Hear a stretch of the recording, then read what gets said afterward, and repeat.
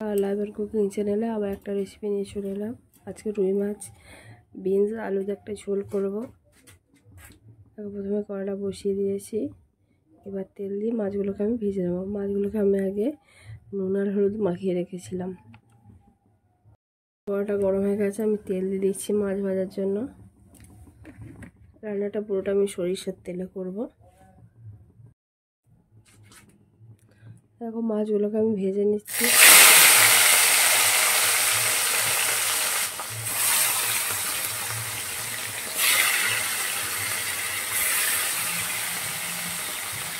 বন্ধুরা দেখো মাছগুলোকে আমি উল্টে দিচ্ছি।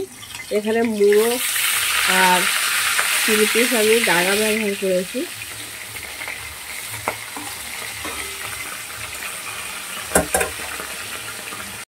মাছটা ভাজা হয়ে গেছে, এবার আমি তুলে দিচ্ছি।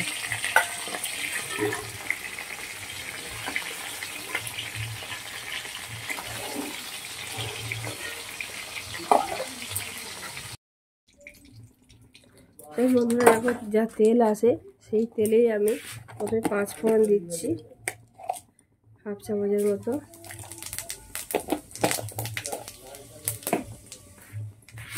এবার আলু কেটে রেখেছিলাম, আলুগুলোকে দিয়ে দিচ্ছি। আলুগুলোকে একটু লাল লাল করে ভেজে নেব।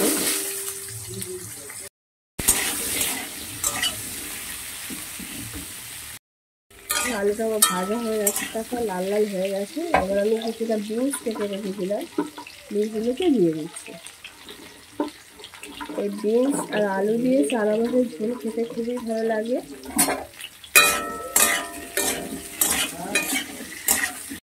এই 4টে কাঁচা লঙ্কা দিয়ে দিচ্ছি।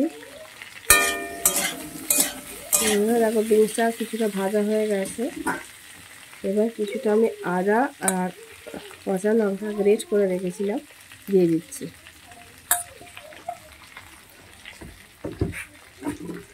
যেহেতু এটা চানা মাছের ঝোল হবে, পেঁয়াজ রসুনের ব্যবহার হবে না, আদা ধনে আর জিরে দিয়ে রান্নাটা হবে।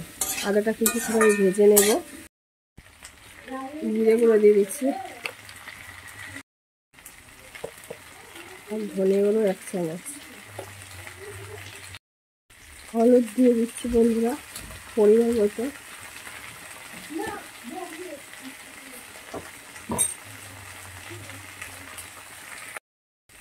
মশলাটা যাতে পুড়ে না যায় সামান্য জল দিয়ে দিচ্ছি। এবারে আমি স্বাদ অনুযায়ী লবণ দিয়ে দিলাম। মশলাগুলো সবজির সঙ্গে খুব ভালো করে কষিয়ে নেব। তাই মিনিট দিয়ে ভালো করে কষা থাকবে। বন্ধুরা আমি গুঁড়ো লঙ্কার ব্যবহার করবো না,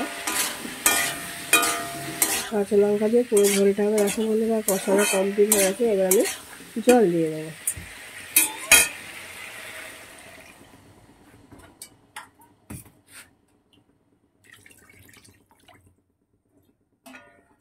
তারপর বন্ধুরা এরকম জল দিলাম। তোমরা যেমন যতটা গ্রেভি আসবে তার উপরে ঝোল লাগবে ততটাই জল দিয়ে আমি চাপা দিয়ে দেবো।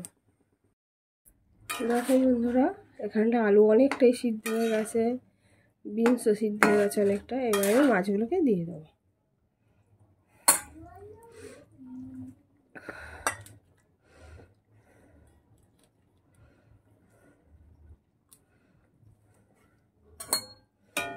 আরও 5 মিনিট ফুটলে আমার পুরো গ্রেভিটা কমপ্লিট হয়ে যাবে রেসিপিটা। বন্ধুরা এই সিম্পল একটা রেসিপি, বিনস আলু দিয়ে রুই মাছের ঝোল। যদি তোমাদের ভালো লেগে থাকে অবশ্যই তোমরা লাইক করে দিও, কমেন্ট করে জানিও কেমন লেগেছে। আর যারা নতুন বন্ধু আছো তারা সাবস্ক্রাইব করে পাশে থেকো। আর পুরনো বন্ধুদের অনেক অনেক ধন্যবাদ পাশে থাকার জন্য।